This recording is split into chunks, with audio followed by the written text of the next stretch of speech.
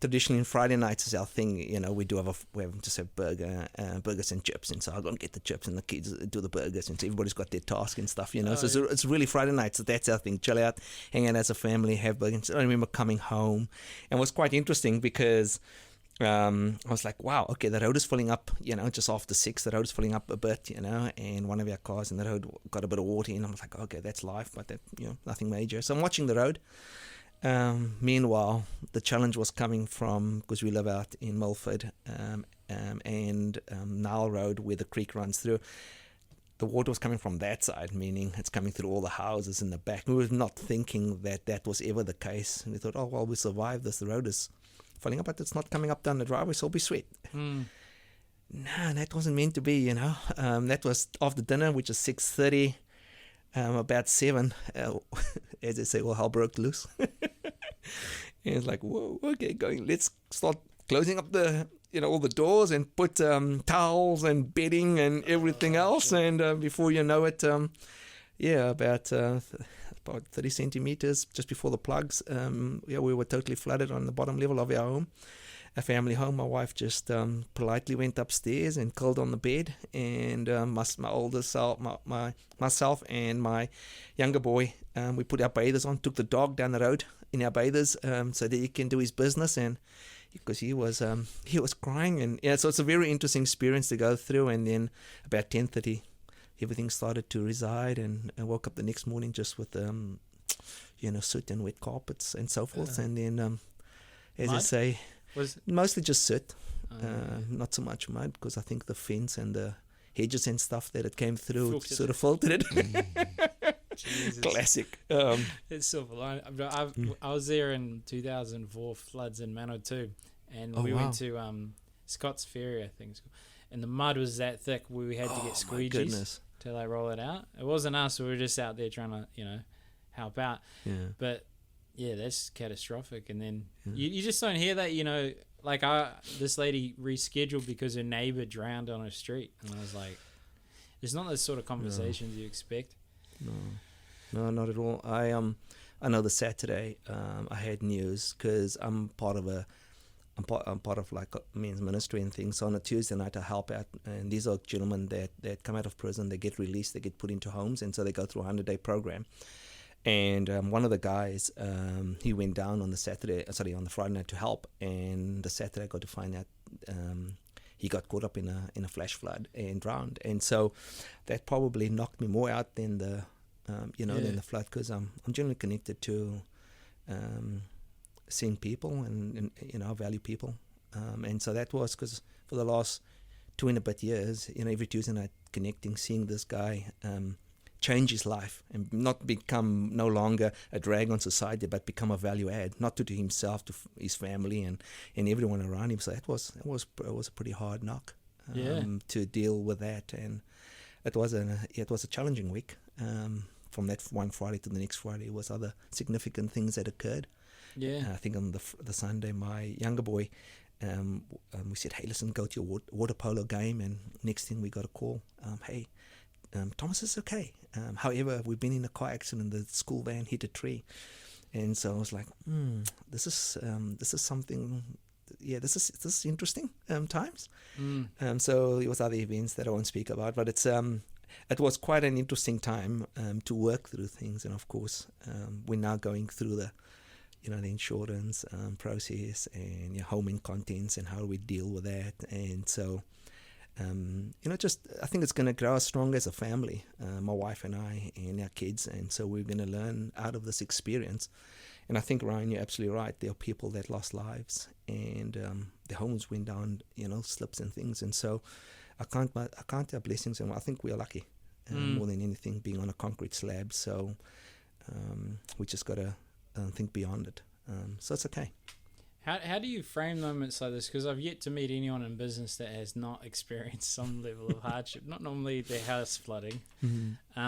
What do you do in those moments? Like, first you have an internal mental breakdown, then realize people rely on you, and then how do you get through it, or what's your process? Or are you still getting through it? I'm fucked, right? Leave me alone. No. Hey, I'm always keen to walk through these things. Is that look, I deal with a lot of business owners in small to medium enterprises, and there's not one person that's not gone through a loss of a loved one or hit a financial block or situation, whether it came from themselves or they were sideswiped. Circumstances, events, economy changes, things happen, and it's not what's happening to us and how we react or respond. I think in life that's probably where I'm able to, seek wisdom. Wisdom is, as I normally communicated, is the ability to evaluate what's happening. And so I sense in life that most folks are challenged about happiness is what happens. But for me, it's about, finding just that there's peace beyond what's happening. And so just taking time to stop and recognize, man made it, you can fix it. There's lives that matter, So I can work through things with people. Or when I'm going through something, because it becomes quite relatable. So these circumstances only make me more empathetic to understand people's challenges, circumstances, and situations. And one of the things when I engage with people, as a coach and advisor, when we go through seasons in their business for change and growth or stability and growth, one of my big non-negotiables is we never react in crisis. Because we make very interesting choices. And hindsight is always an interesting thing. I think the most expensive teacher is experience. And so, if we can learn and grow from those that's gone before us, but yet we still got to make choices and decisions going forward. So I'm able to, to seek wisdom. I think if I look at my friendships, I probably have about 4 or 5 key men that have done life, that have probably gone through having kids, teenagers, and adults, and so able to draw on, their knowledge and experience. And there's probably an untapped value for a lot of people out there. So it's good when people are seeking, those friendships, or they're seeking mentors or coaches, advisors or consultants, is actually a real life experience. I'm the kind of person, I do put myself in the deep end. Excuse the pun of the flood. But yeah, that's just part of life. Too soon, bro. Too soon. If I can't laugh at the situation, then yeah. You just have a cry. Gotta cry, Just right? have an hour crying session on the podcast. Good content. Laughing's better. I'm just, normally this moves a little differently when... it's working. Good. I just had a mental meltdown while you're talking. But I didn't make any decisions in crisis. Yeah. So we're good. Everything's working. Everything's working. Yeah. You talked about something interesting around helping men rehabilitate. Why would you help these alienated and ostracized individuals from society? What inspires you to... So were you one of them? There's... Rat bag at 12? Look, all over a desert experience. Being an immigrant since 99, wife and I were only 3 months married and came over, and so, but a big growing up of my life, I recognized very early on that life is a relay, and somewhere along the line we're always either grabbing a baton or we're passing it on. There's never I suppose end of life, maybe that's when the baton no longer moves. So this comes to a drastic halt. Yeah. So, but I figured out, I read a book many years ago, Growing Boys. And this was just before we got 2 boys, a 17-year-old last year at Ronsmini, and a boy that is just now, after 2 years of uni, making a different tact. And so he's 20, he'll be 21 this year. So 2 significant ages. It's going to be, one's going to be 18 and one's going to be 21. Quite significant years. I read that book, Growing Boys, and it shook my world many years ago, knowing, coming into fatherhood. And it said something along the lines. It says, the world is not filled, the prisons are not filled with women, they're filled with men. When men go wrong, they go significantly wrong. They make a big mess. Big mess. And so, and I've experienced that in growing up, something personal. father being an alcoholic, and so I made a choice late on in life. Not that I had challenges with alcohol, not just to see what life's going to be without that. But I made a choice that if I can make a difference and walk alongside men in different capacities, and maybe more, those that need more help than those that got communities around them, then that's worthwhile. And so I felt a calling many years ago to get involved with men's ministry. And so I've been involved with different formats of that. So for one, I've been fellowshipping at a church, Northcote Baptist, since 2001, and we started something called Blokes, where we want to be practically help people on the North Shore. And that's when a bunch of men get together. And when men get together, working is worthwhile when they can shoulder to shoulder. Women know how to chat. They get things organized. They sort out stuff, and so I found that there's always been a gap.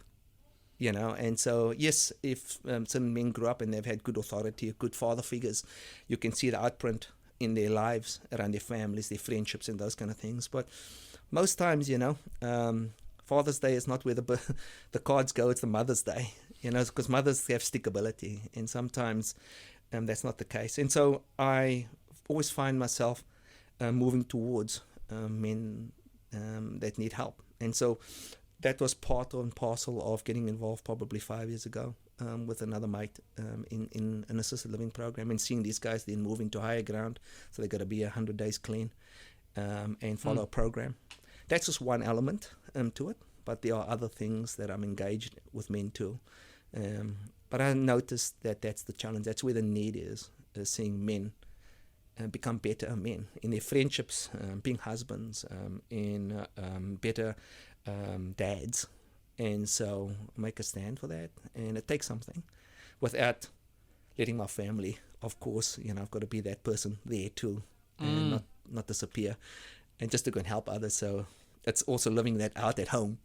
Yeah, well, that's a balance. I think there'll be quite a lot of men that listen to this or watching the clip that would feel disenchanted by life and feel alienated by the current narrative that it's not okay to be a man. Big shift.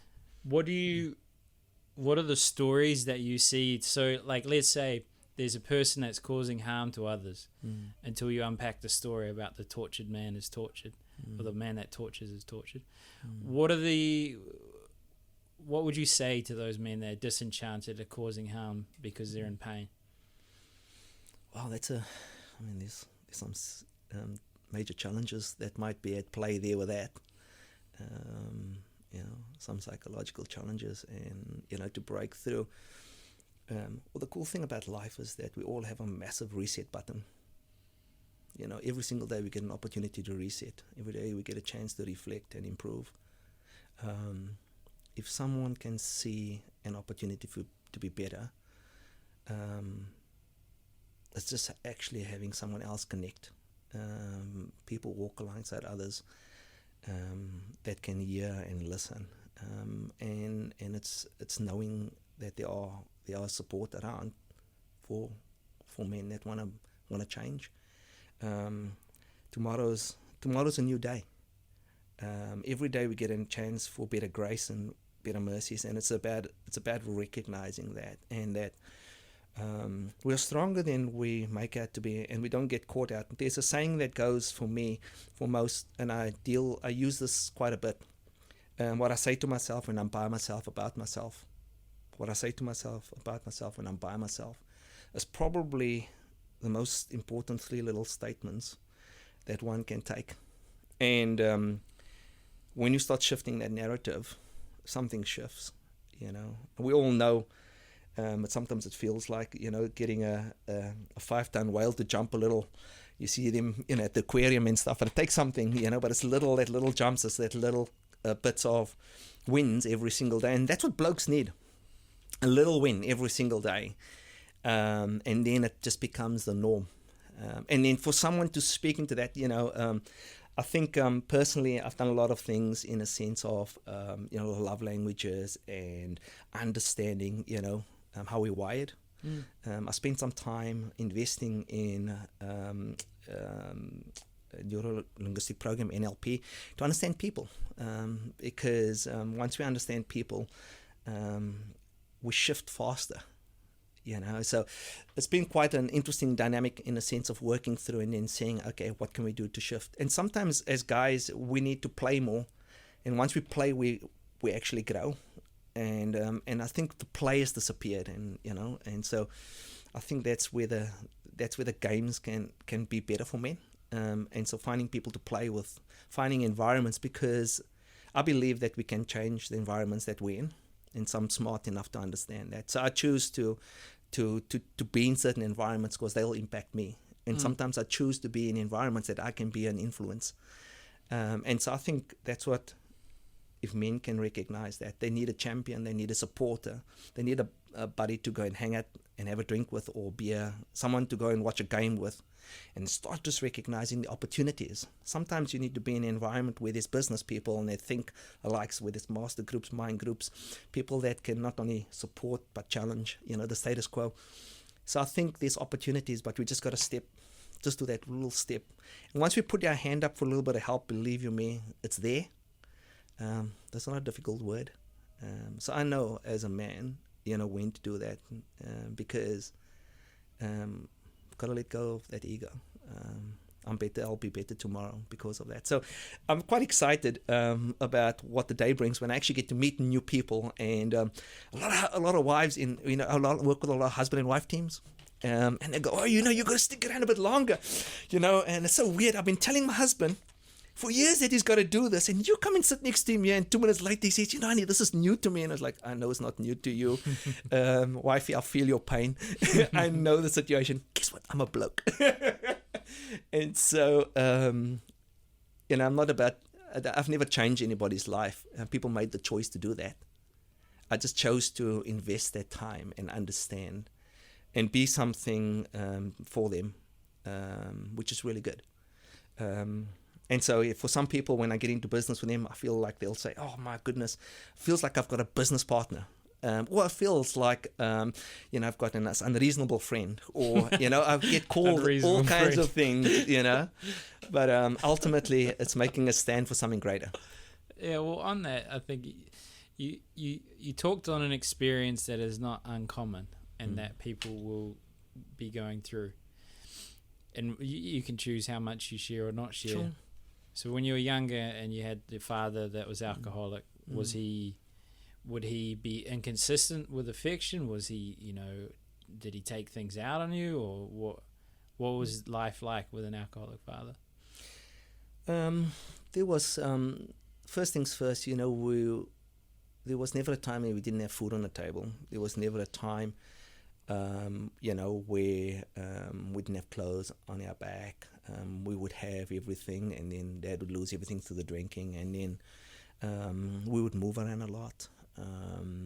And so, stability wasn't really something that, and so how I operate now with my family is all about that. One thing that I've experienced, my dad had a very hard work ethic, and very, valued people. He would always service and give them that, because I came out of I grew up as a motor mechanic. Dad was one, and so that's what I knew. And so I got to recognize doing things right the first time. I got to understand that, man's made it, you can fix it. There's everything is possible in that way.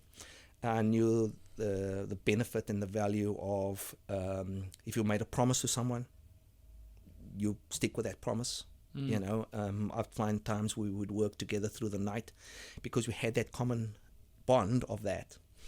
The drinking part was really challenging because that was it made for an interesting family dynamic and relationship at home with mom and dad. That was always challenging. There came a point where we were living for all four of us before my sister and I in one bedroom. So I know what it means to have very little, and I know what it means to value that. And so, I'm out of that, you grow and you experience, and then you get to know what life's out, what can be better. And so I take the good things from my growing up, and I move more into a situation of, you know, my own family. Yeah, you know, I've got to be, you know, the provider, you know, the protector, you know, the priest, you know, and all of that kind of things to make our family, you know, have our uniqueness. Yeah, drinking is something after many years, because it's something your product of environments. I enjoyed partying. I've had age from 17 to 27. Man, it's a blur. Probably a little bit too much money, and because I very quickly after finishing my apprenticeship, I only worked a year at a Nissan dealership, and then I went into business for myself. I had a transport business, meaning 2 people movers, and I was buying and selling specific vehicles for people. So I was very goal orientated, and so at the age of 25, you know, I was mortgage free, had my own property, and stuff like that. But you know, quality of life and quantity of life was always in the back of my mind. Yeah, there was lots of quantity, but quality, meaning, you know, you couldn't control the environment around, and probably the reason why coming over to New Zealand appealed for quality of life. Because I think about a person that's in that experience where you have some things and then nothing, and then you're always moving, and it's hard to build meaningful relationships as you're always moving, and then suddenly you don't want to have anyone to ever go through what you did, so you go on this success-driven outcome, and then realize how unfulfilling it is once you have everything. What was your relationships like with people as you were growing up? Was it hard? Did you turn to the car because it was the only thing that you could rely on, or what? It's a good question, Ryan. Weren't deep friendships. I haven't never developed deep friendships as I've developed now, as I matured and grew when I came over and had to stand on my own 2 feet. You know, it takes something when you're away from your support network. So it really challenged me to grow up fast, and then to understand that, you know, building long-term relationships. And I think my wife is someone that takes time to build friendships. Once she builds friendships, she builds them for life. And so I got to understand a lot about family through her. And that was okay to have, you know, not to just be the life of the party and things. It's okay to have that quiet time, and it's okay. And so it's kind of precious when one's in a quality relationship, and then recognizes it's just not just a partnership. You know, you're growing together, and so I've got to respect that. Again, it takes time to build up those relationships. One of my good mates. In 2003, I actually invested and gone into a coaching franchise. So actually went through the whole franchise process and things. And one of my good mates, I met him over there. We're still good mates today. But one of the mates that I was talking about is a bit older. And so, and one of our things is fishing. That's our thing. We go fishing, and it's with very different people when we're out on the water then.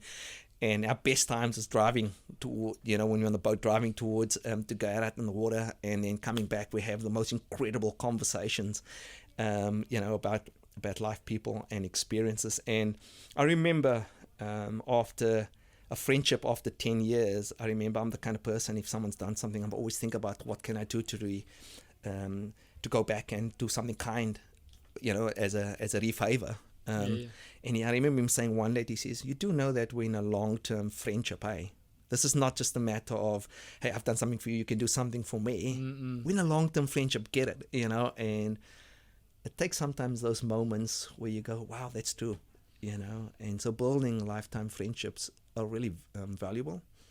And so there's quite a few people now in our lives that we do life with, and our kids have grown up, and so you come to respect and understand the seasons about that. So yeah, it's cool. It's really cool being able to take those experiences, learnings, and things, and shift gears, through the phases of life. Yeah, makes sense. I'm just pushing this button because every 30 minutes it runs out, so I just push it again. It didn't run out. Classic. I should have told you beforehand. So you talked about a few things, the man ministry. Or what did you call it? Ministry. Men's ministry. Yeah. Where, the power of games. and men need to, be more playful and have gains. And then you talked about sharing a fishing experience with a good friend. Yeah. On the idea of male friendship, how do they come about? This is an unusual question, but is it through competition? Is it through a joint endeavor? Do you go up to random blokes and say, "G'day, mate, want to be my friend?" Like, how do you sign me up? Yeah. for a 5-day. That I always laugh. It's like a sales process where they say, you've got to earn the first 3 seconds, and then you've got to earn the next 30 seconds, and then 3 minutes, and then 30 minutes. Yeah, it's funny. I always think about that. I think it's common interest. Initially, there has to be some commonality. I think there's interest groups. It's a great way to make connection. It's not complicated. There's this interesting thing called Google. There's and it's there's ways and there's lots of different things. Where people can start to just connect on interest, whether it's something as simple as football. I mean, for me, this is interesting. I grew up. Because my father did motorsports, so I actually ended up doing a lot of motorsport in South Africa, and it's like quite cool to take something that is standard and see how much more you can get out of it, And so I was in a very interesting phase in the 90s where you could interchange a lot of parts and stuff, and that created a whole bunch of friendship. People would come and help out with the car because it's cool to be part of something. And men, kind of interestingly enough, man perishes when he doesn't have a vision, and so it's having a vision of what they can participate in and help with or engage in, and so finding common interest. When I turned 50 a year and a bit ago, I've never played sport because when I grew up I had a little a blockage in my nose, so breathing was always a challenge. So my mom said, "Oh, no playing sport." Okay, well, so you don't play sport. But I've always found sport interesting to watch the kids play. I'm like, man, I'm not the kind of guy to sit on the stands. I want to be in there. So, I decided, what's it going to harm myself to go and join a football team or a soccer club? Oh, yeah. Age 50, I remember filling out the form, and I joined a bunch of guys, and they said, "Come and give it a go." I said, "Are you serious? Are you guys up for the challenge?" You know what I mean? I'm open to be coached. And age 50, I remember filling the form on Takapuna Football Club, and I remember the lady coming back to me and says, "I noticed you haven't put on any clubs that you played for before or something." I'm like, I'm 50 and it's my first time. She says, most people are getting out of this, and most people are getting out of it, but no, because I figured out a bunch of things about getting up and being active. So I gym twice a week, I run, and now I play football and I engage. And we just finished my first year last year. My body asked the question of me, like, "What you doing to me?" Because I had to build muscle strength in different places because I've never played football. And so, but we ended up in a team. They've ended up putting me in mid, playing left. I'm a right-footed person. So there was a massive amount of learning, lots of coaching, and I was open to it and really came out tops. But what was more interesting is I've learned, we just stopped playing summer sevens, and it was my godson, my eldest son, my younger son, and myself. And just that spice of building friendships, and people now have other relationships out of soccer, football. Who would ever think? My mom says, like, "What you're on about?" So I think it's an opportunity just to dip your feet in it and try something sometimes separately to having interest. We all have promptings. We all have this thing called a gut. It's amazing if we take time and just stop and go, "Hey, what's it telling me?" I remember, Ryan, never thought about it, right? Went once with many years ago in South Africa. I went once with a bunch of mates to a racetrack, and I stood at the fence. I looked over it, and I'm like, these guys are going around here. I can do this. And then, 2 months later, actually built the car, managed to find something, build the car. Of course, if you buy something with a wrecked motor, it's up my alley, being a mechanic, right? So built it and then end up racing. And it was just sometimes when something sparks, I think as men, it's good for us, and I think in human, it's good for us to just pick up on that prompting. And so I'm more true to that more than now than ever. What to say yes to, what to say no to, what to give a go, what to see through. Because here's the thing at the moment, right? I've got 2 boys watching me. And so, legacy is not something we leave behind. Legacy is what we are doing now. It's constant, right? Yes, kind of cool. We can take an insurance policy and it pays out something later. Doesn't say much. But it's something you're doing. And so that even at 50, Dad is still able to do this. And so these kind of things I bring into it. And when I'm working with customers and stuff and clients within the coaching and things like that, they see me still active doing things because I live a real life. And so people love enjoying working with people that are real. I'm able to talk about the challenges where they've just been flooded and what's real and see them engage. How can we help? Because I'm there through the thick and thin with others.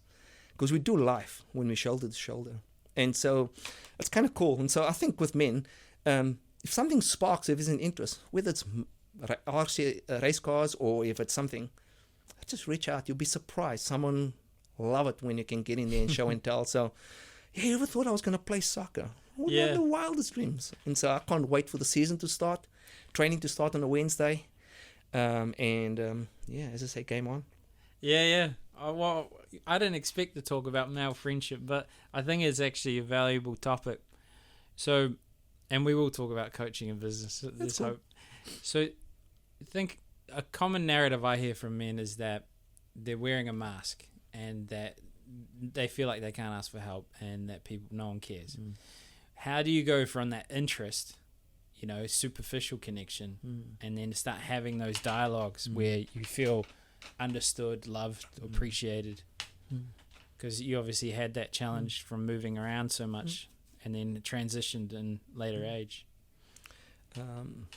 Probably I'll share a little bit back into the soccer space. So I trialed out another team, and I found the language was quite bad, and the not cursing. godlike. Well, and I was told by the person that was running the team that, mate, this is soccer. This is what happens on the field. And well, no, they're not doing it. So I then transitioned to another team. So sometimes, we give something a go and recognize, but it doesn't mean one stops there.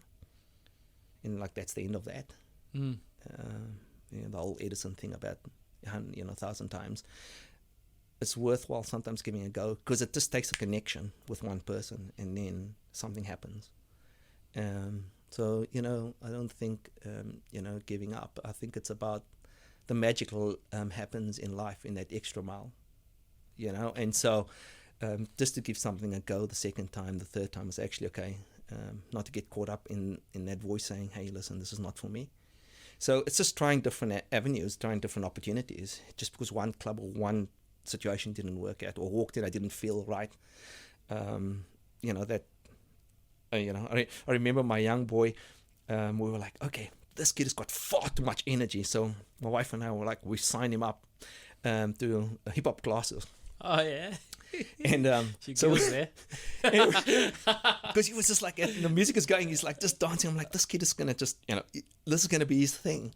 And I remember walked into it and it was just all girls, and he's like, as he walked in, he just walked out, and I'm like, okay, where to from here? And it was, of course, he wanted to be with a bunch of boys. I mean, gee, how come we didn't read that one? And it was saying, hey, listen, we're not going to give up. How about we try something else? I think trying something is worth trying something. And so, we got into a boys and man, he was just at home, and boom, off and away he was, So, but it's that, again, getting beyond that voice in one's head, that's probably it. And then sometimes going back and recognizing areas where guys have had wins. I think we got to dig back sometimes and go, hey, where did we have that win? What was that about? And rekindle that experience of that moment to get back in. There was someone that spoke solid into one's life. There was someone that prepared to walk alongside. There are moments in our lives, not everybody has. Just everything has been traumatic, So it's finding those kind of things and then having more of those. But there are lots of places out there right now that would help, beyond. And nothing is perfect, so just let people know that there ain't no perfect organization. There ain't no perfect church. There ain't no perfect family. There ain't no perfect relationship. So, hey, suck it up. Good balance there. Well, So, was there a point in your life where you had someone believe in you before you could? Yeah.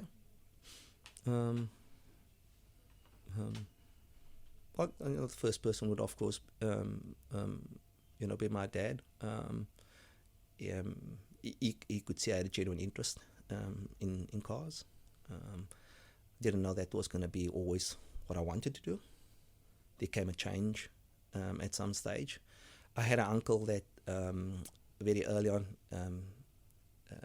we weren't that far apart in age, that would support and encourage. And so there was those, there were other friends that I have a close relationship still with, that always supported and encouraged. And ultimately men, I think no one actually wants ever to be spoken badly to. Words of affirmation is really important for people.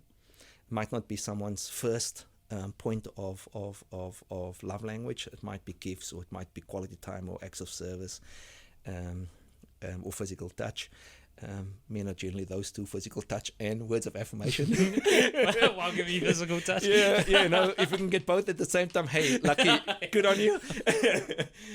Just means that you're focusing on someone else's love language. So it's kind of interesting living in people's world.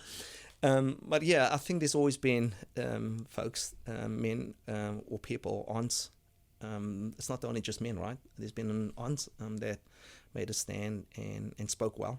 I remember it's those people that speak well and encourage, words of encouragement.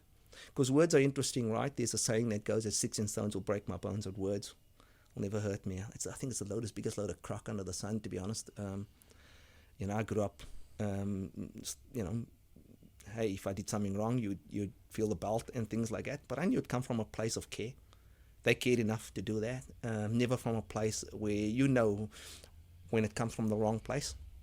But words were the things that probably that can tear or build a man up, or a person.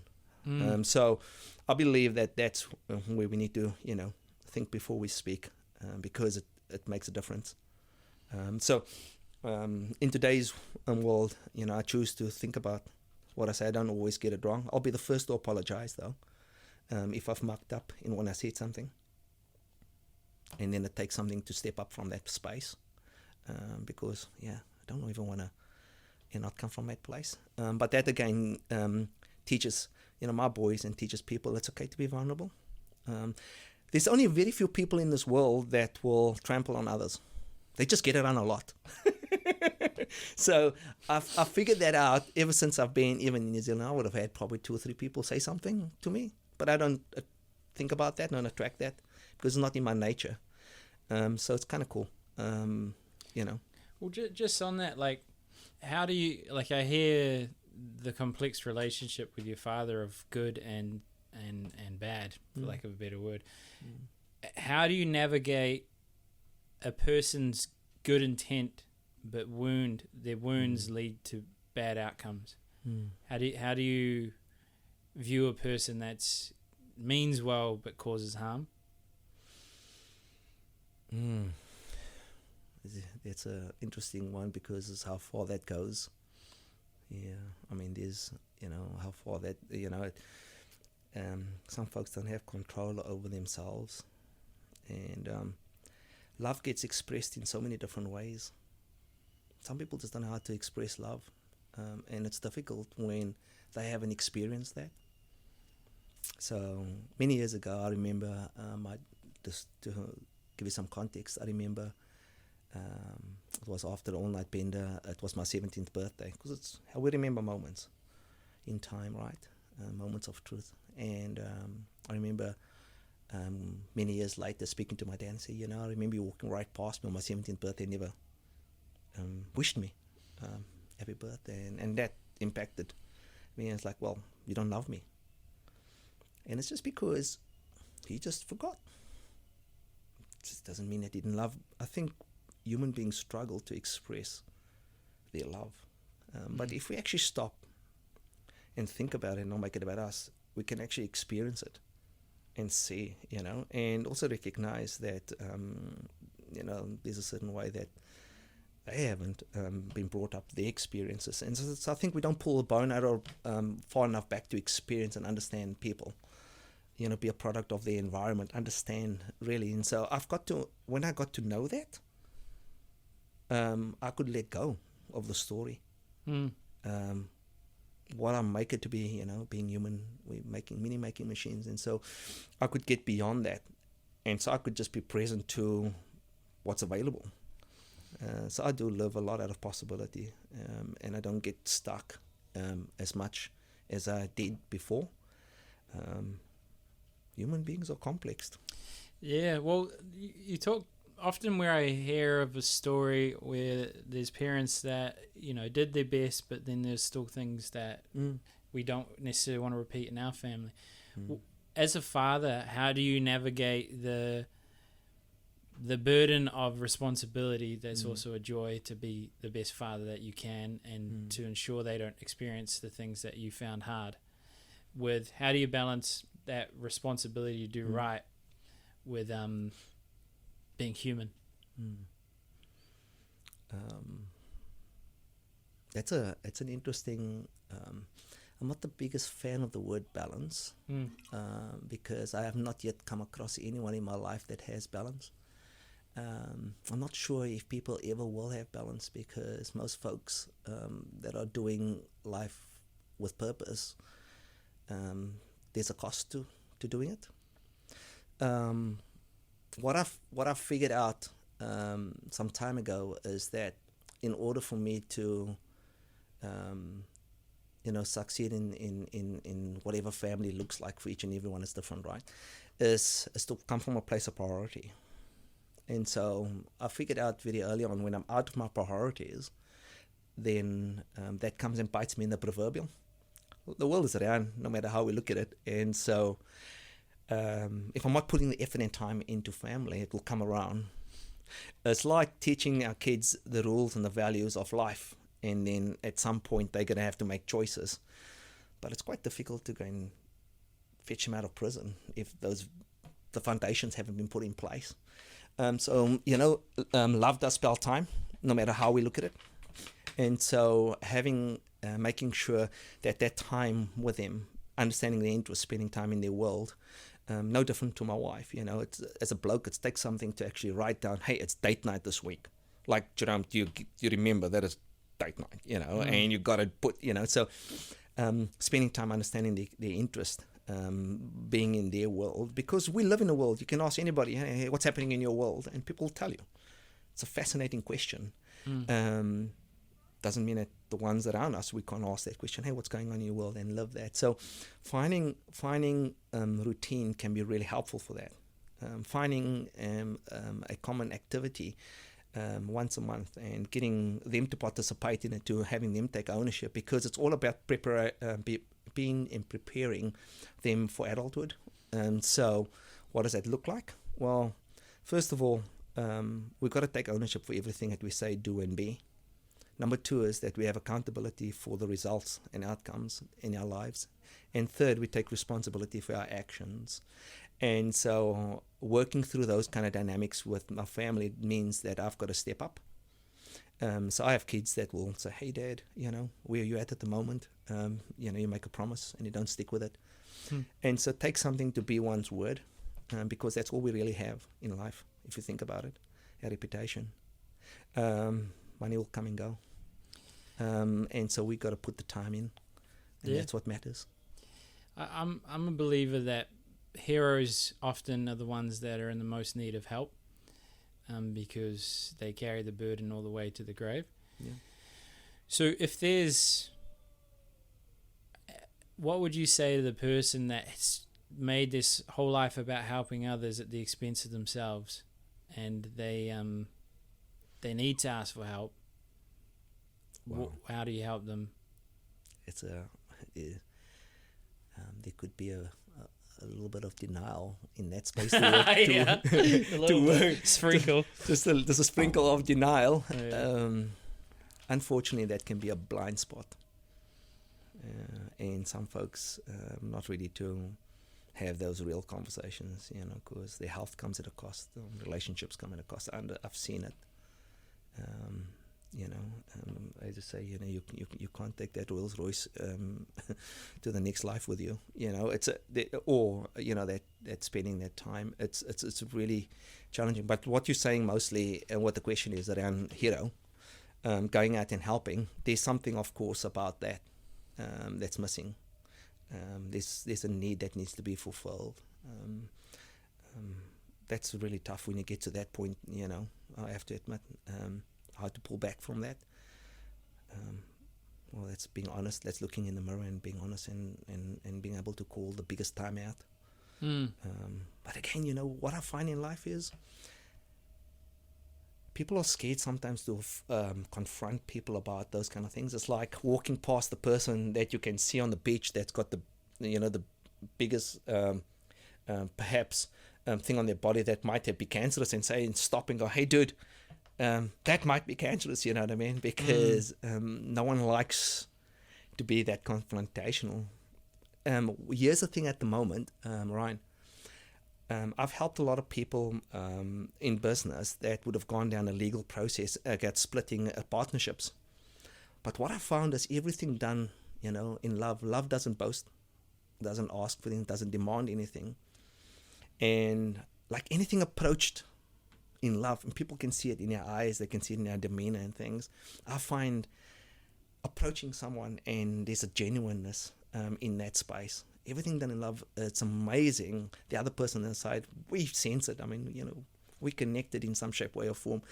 And so I just sense sometimes that's actually what's cool. People can see, don't know how much you care until they see how much you care. And when we see someone going down a destructive or a pathway like that, it's okay to call time out, and recognize that. But also for the person to say, hey, you know what? There's a better way. But it's being able to connect with people that can speak into that space. Well, we went into the business realm, so I feel like we should. This is a bit of a rant. I just love, because I don't think of a question until you finish talking. And is there a place for love in business, and how should it be in business? Not in terms of romantic, but in terms of wanting the best for people. I think, if you look at small to medium enterprises, HR is the most challenging part. HR, human. That's the biggest, I would say. Interesting. Because people can see and know where they need to make more money.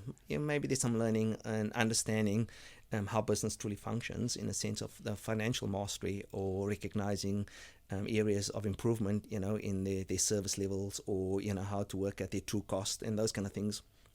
There's spreadsheets and ways to go about that. But the future of business is HR. It is about being able to, attract, connect, communicate, understand. It's more about today's world, understanding how you can see that team member, employer, contractor succeed in life. It's more about spending time in their world and figuring out those kind of things, because again, people buy from people hang out with people they like, common interest. But it's no longer looking just for the hey, have you got some skill set, have you got some capability? I think that's that becomes a genuine, not saying we neglect that, but it's actually being able to recognize. I think it's more about a genuine interview both ways, where the person that's looking to change careers, where they don't have a pathway of success, there's because in life, businesses either grow or they die. It's like a plant. There's no complication there. If a tree is not growing, it's dying. It's like, oh, whoa. If a relationship is not growing, it's dying. And so too in business, and so too with the relationships within that business. If it's not thriving or growing, and what does growth look like? Well, it looks like through a sense of quality communication, putting the time aside to stop. So in small business, it's challenging because, hey, I've got a quote, I've got to chase the sale, I've got to chase a new relationship, I've got to chase a new alliance, I've got to do that. And so I think HR is one of the most challenging parts for most small businesses. But there are cool opportunities, programs, systems, procedures, admin function that gets into the routine of things. And so, when I get involved with small businesses, I recognize where the needs are. The ability to buy back business owners' times are not complicated if you know how. Because I get to figure out quickly how they are wired, what drives them, what motivates them, and if there's gaps around leadership, we recognize that, we speak through it, and it's kind of cool to be real about it. And so I have very simple frameworks, tools to assist, because it's about keeping things simple. Life is challenging in itself, let's face it. And so it's working through those kind of things. But it's interesting once we get to move and get clear about who the people you want to hang out with, and how they attract people that want to hang out, and then you become this lighthouse and a culture that rocks.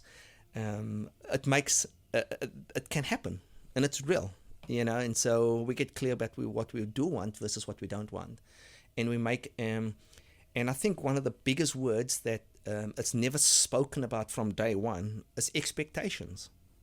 I think people are too scared that they skirt around things when it comes into joining an organization, or if it's whether it's just a contractual relationship. It's actually getting clear on expectations. And so I have a rule of thumb in business. It's 90% positioning and 10% managing.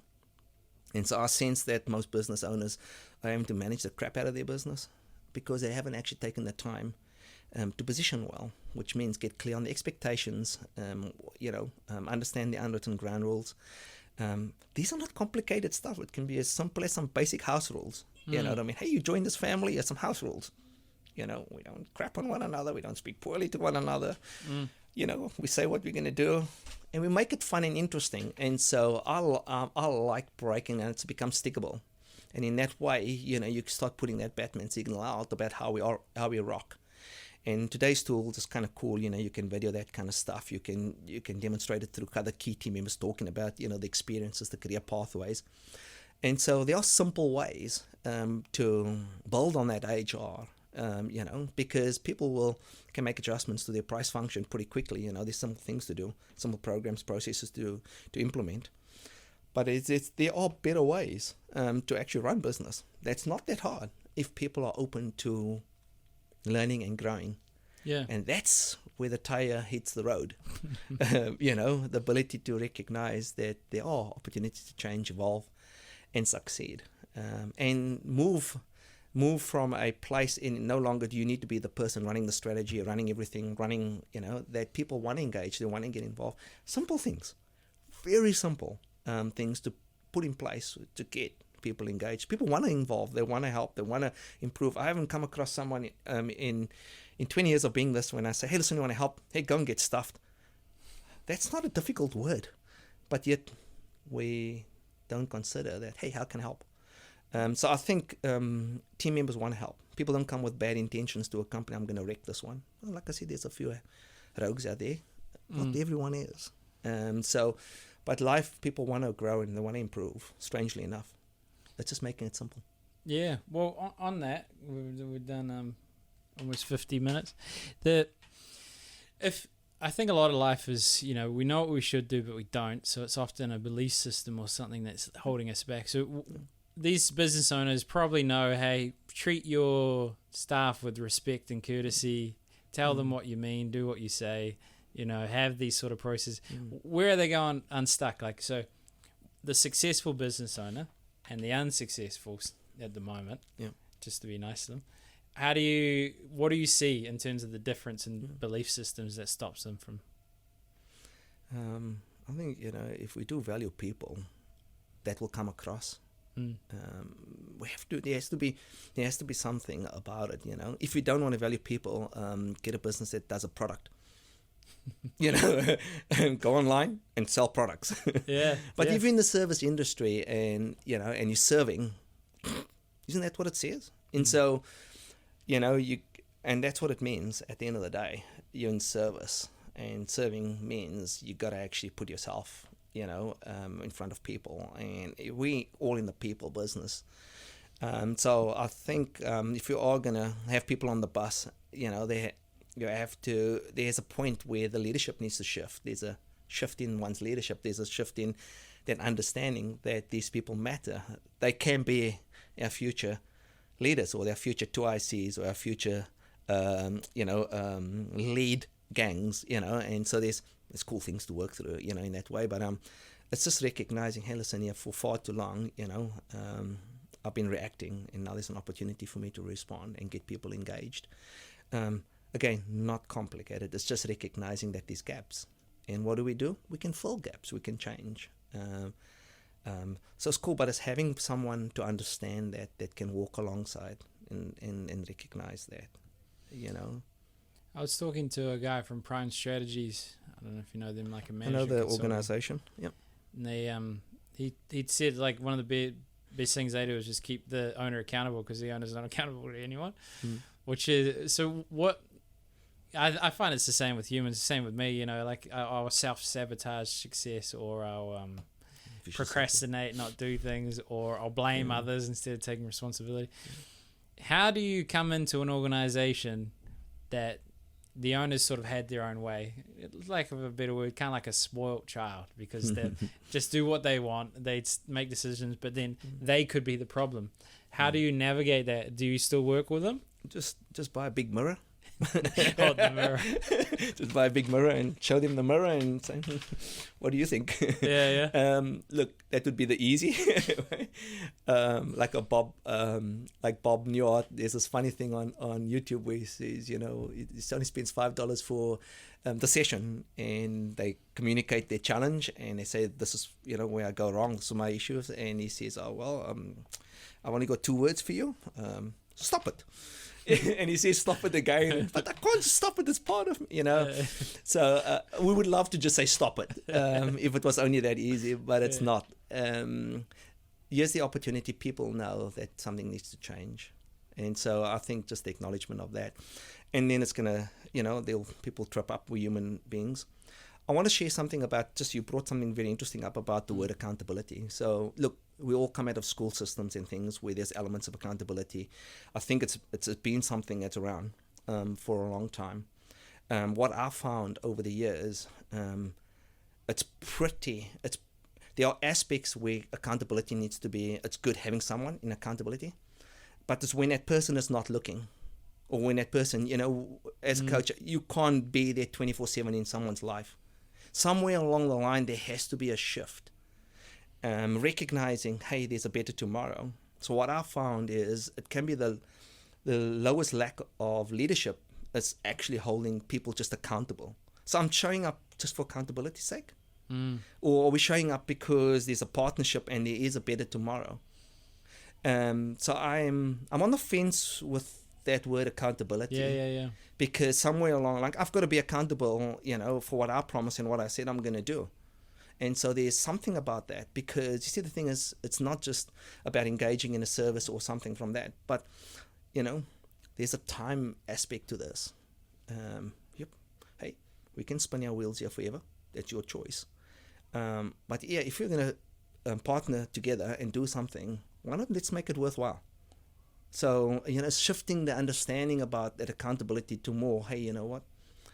There's actually a time for me to stop being a teenager, because I don't know, most men are going to probably not like me for this, but it's like, hey, we got to get out of the teenager space. Yeah. At what point do we become an adult? You know what I mean? Well, I keep having someone wipe my bum, all the way through life. Yeah. And so I think there's accountability has its time, but a good coach would recognize when things need to be held accountable, or when you actually, hey, listen, we're on the move, and it's better to have be one's word and be the. Now, on odd occasion, things do happen.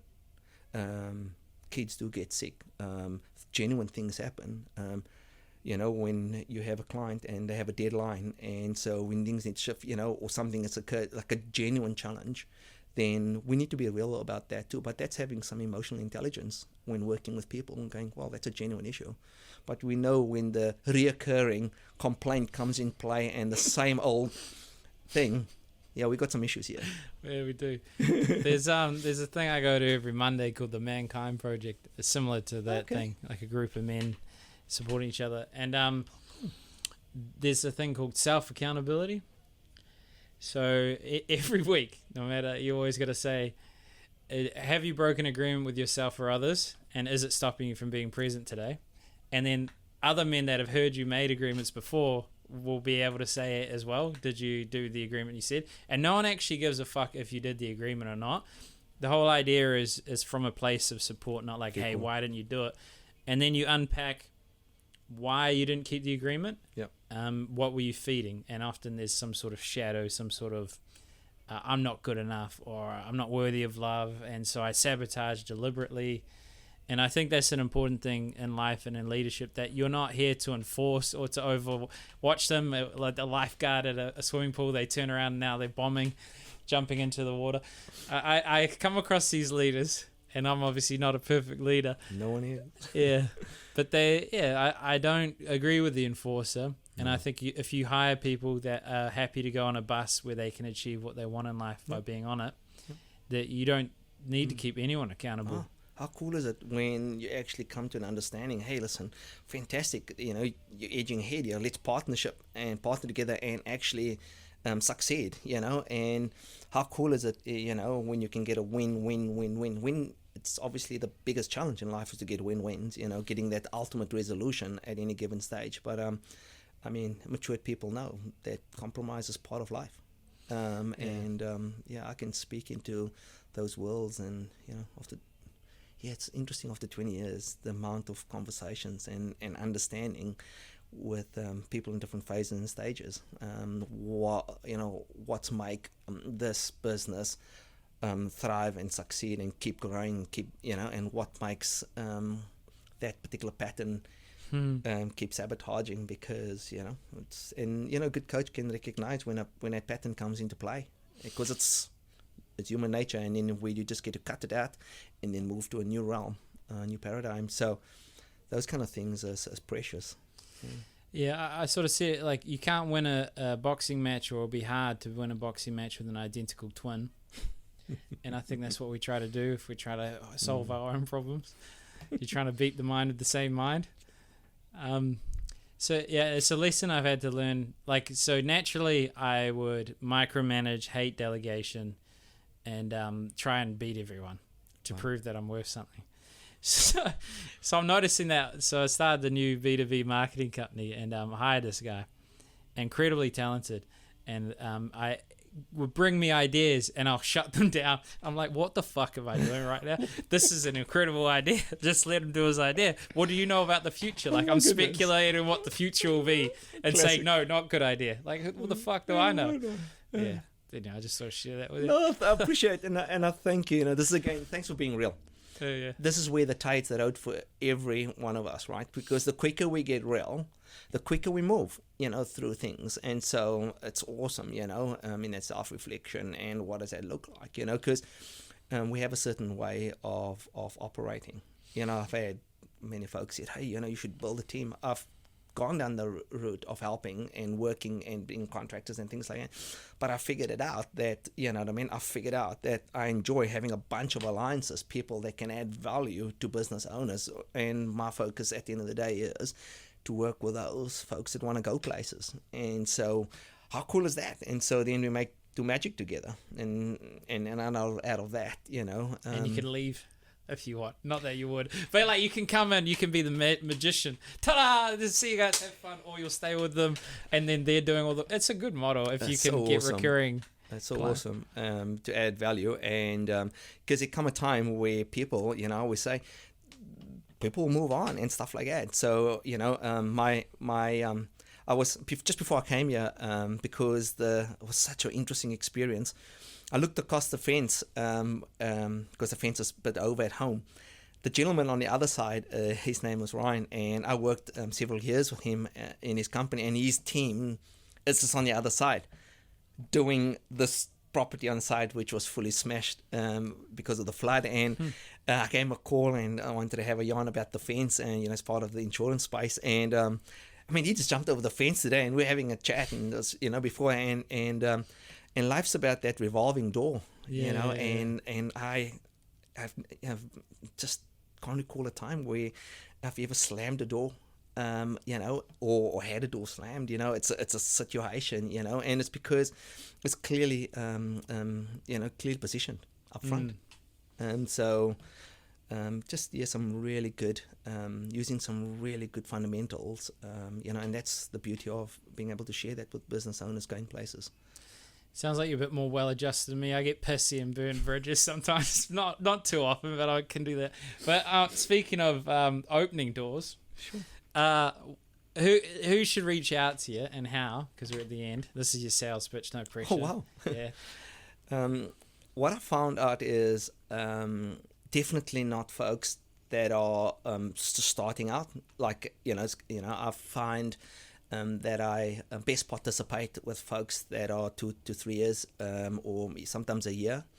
Most of the organizations that I do work with are construction and sub-trades. I would say 80%. Then I work with a few other businesses in the professional industry, such as surveyors and accounting firms, and even one company that I'm working several years as a software company which is it's a whole different business structure and model. And but what I found is that I partner really well because I appreciate the trades. The trades are hardworking, challenging businesses, and there's a lot of moving parts. But business owners that's shifting in their mindset of that trade function to a business owner gladly work through that process. I know how to buy back time. I know the different phases and stages. There's business owners right now that's got opportunity to turn their business into groups of group type businesses with multiple entities. I can work through that structure and phase with them too. And so, people going up that entrepreneurial ladder, owner managers to business owners, investors, and then entrepreneurs, I'm able to work through those aspects with them and develop their businesses that actually have tangible value. And there are other aspects within that too that I can find value in as exit too, in different ways with their key people, benefit packages and stuff, how to retain. So there's not an area. Things that I don't do, I'm not an accountant. I don't write legal HR law, just to let people know I'm really clear about that. And I don't do health and safety audits. Everything else, bumper to bumper on a car, I've got some really good understanding and experience, working with over 300 businesses, whether it's business partnerships, whether it's sole traders, or whether it is husband and wife teams, or sometimes just working with the GMs or the senior management. So it depends on the business structure, but at any given stage, I get a clear picture of their personal objectives, and that the business is a vehicle. It's there to serve it. And so it's a very clear understanding business objectives and personal objectives, and how to drive the business to add value to the personal objectives. It's two very distinct. And then different frameworks where people might, let's get some clarity on their shareholding, the directors, business development, marketing, sales, operations, IT, HR, financial, admin, and the support crew. So I'm able to structure things that people can understand where the gaps are, where they want to spend their next quarter in, and work in a way that is that fits in, but yet be clear on outcomes. Because let's face it, everybody still wants a result. Yeah. Well, speaking of results, you have a nice blue website with a nice blue book with pretty pictures for the construction people, so they can sit there. I'll put that in the description so they can click Thank it. you. Yep. And thanks for coming on the podcast. It's been pretty awesome. Ryan, I appreciate you reaching out, and got to find out a little bit more about you, even just by you sharing as you brought towards the end. You just slipped it in about the Monday groups and things like, it's like, oh right, I can see where most of the questions are coming from. Hindsight is quite interesting. So thank you for also just sharing, and thank you for the opportunity. Just to connect and speak and and just help.